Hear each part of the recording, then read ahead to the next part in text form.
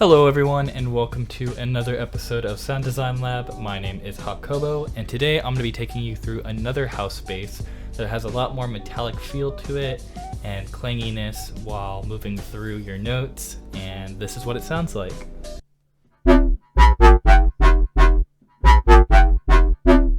Awesome.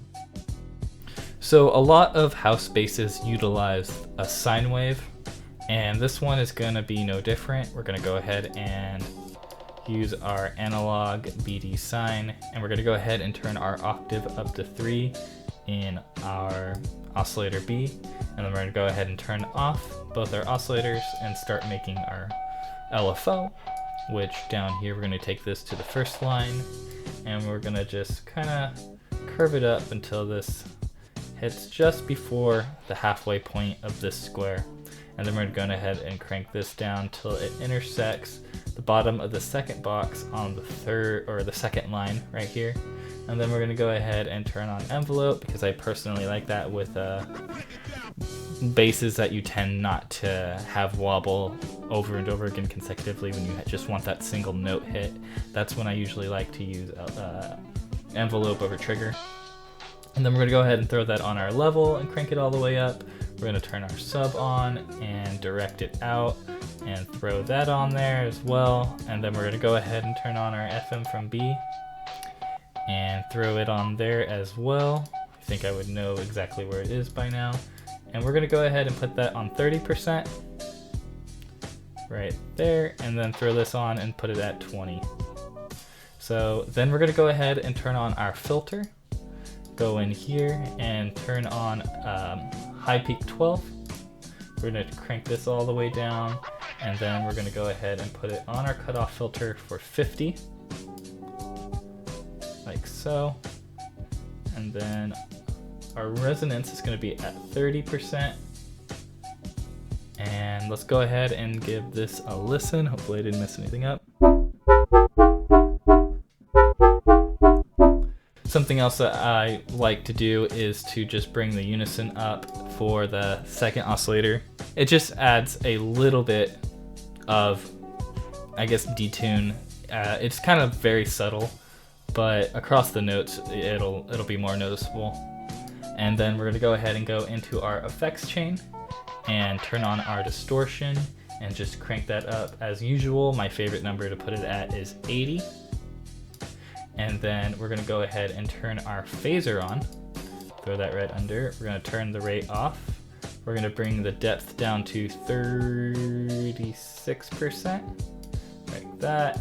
We're going to put this at about 1720.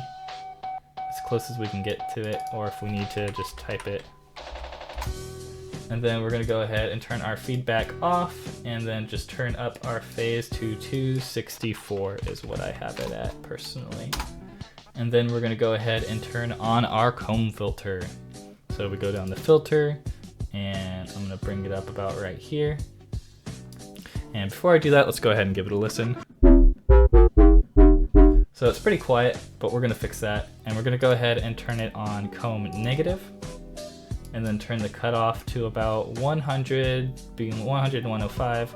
So 103 is pretty good. That's what I'm going to put it at. And then we're going to go ahead and crank the resonance. Actually, exactly 103. I forgot that, comb filter has to be pretty precise because it really matters where you put that baby.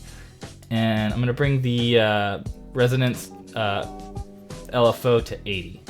And then we're actually going to bring our drive up to about 30% to get some more volume. And then that should be it for that.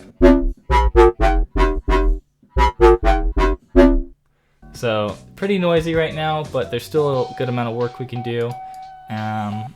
We can bring our EQ on, and there was a pretty problematic frequency at about 500 hertz. So we're going to go ahead and do that.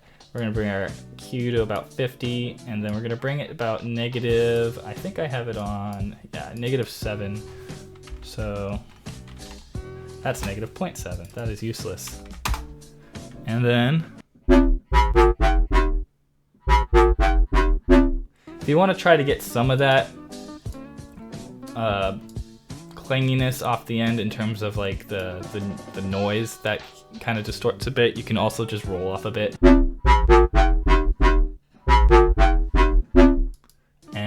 that's pretty much it. You have the sound, and if you want to make any changes, you can just turn off your comb filter, and that alone makes it.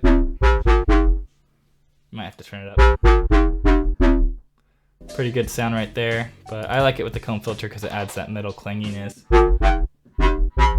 on certain notes, which makes it kind of varied when you go down and up a melody with it. So yeah, that's how you make the sound. That's pretty much it. Thank you so much for watching.